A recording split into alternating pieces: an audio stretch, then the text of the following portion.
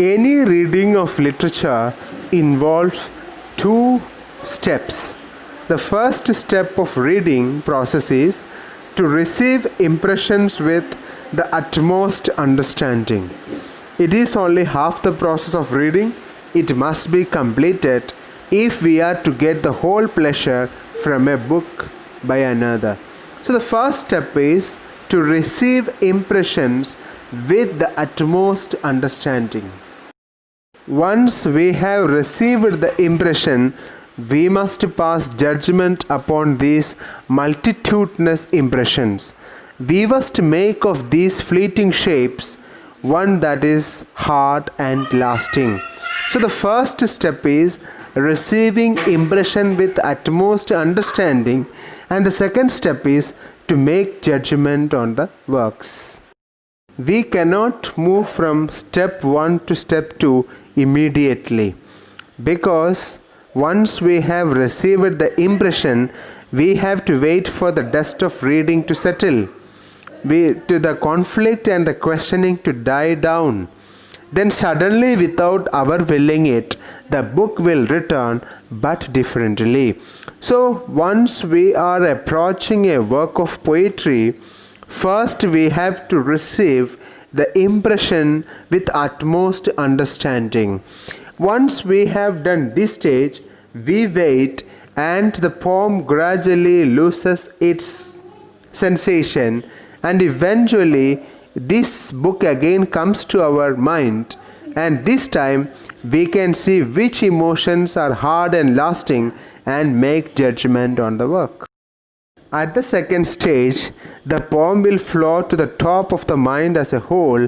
Details now fit themselves into their places. We see the shape from start to finish. In this stage, we are able to go beyond the impressions and see the complete shape of the poem from the beginning to the end. As we have already said, in the second stage of reading, we are not friends of the poet, but judges. And just as we cannot be too sympathetic as friends, so as judges we cannot be too severe. But in the second stage of reading, we have to weigh and measure the qualities, the possibilities of a writer, and also his or her shortcomings. How do we pass judgment on a book? It's a big question. Woolf suggests that be severe in our judgments. Let us compare. This is the method of judgment. Let us compare each book with the greatest of its kind. These novels hang in the mind of the reader with those he or she has made judgment on. So we have already read so many novels and we have passed judgment on it. And when we read a new novel, this novel also appears in our mind.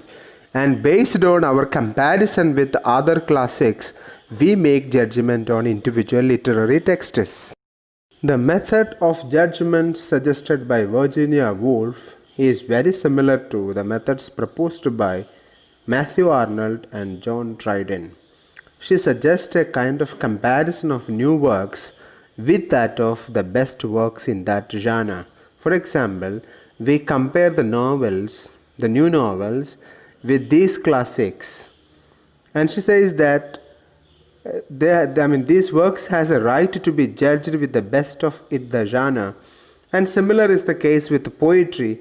We compare a new poem with that of the Prelude or the Speech of Lear by Shakespeare. Though the first stage of reading, that is receiving impression with utmost understanding, is possible to many readers, but to pass judgment on a literary work, one needed to have read widely enough and also enough understanding to make such comparison alive and illuminating. We are supposed to make statement like, not only is the book of this sort, but it is of this value. Here it fails, here it succeeds, this is bad, that is good. And in order to make such statements, we needed to have imagination, insight, and learning that is hard to conceive any one mind sufficiently endowed. We have already said that the qualities needed to make judgment on a book is hard to endow. So she suggests that in order to make judgment, we have to frame a rule that brings order into our perception. This is possible by keeping our tastes as a thread. We search for qualities that group books together. For example, we read classics and we try to understand certain common qualities that all these books have. Based on that qualities, we have to make a rule, and that rule gives our perception much more clarity. Here we have to remember that she gives importance to individual tastes. The personal choice of the reader is at the center of her critical enterprise. At the beginning of the essay, the author has said that readers are not supposed to take any advice from other person on the process of reading because it is highly personal.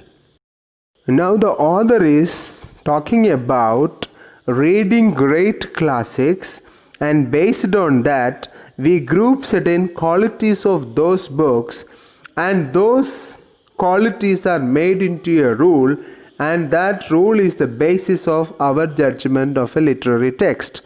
Now the question comes in, if we do not take advice from any other person, how can we make rules out of the classics and apply them to new texts? Here Woolf makes the clarification, the rule is to be perpetually broken by contact with the books, which means these rules are not fixed, they are not to be maintained throughout, they are subject to change when new books with new dimensions appear.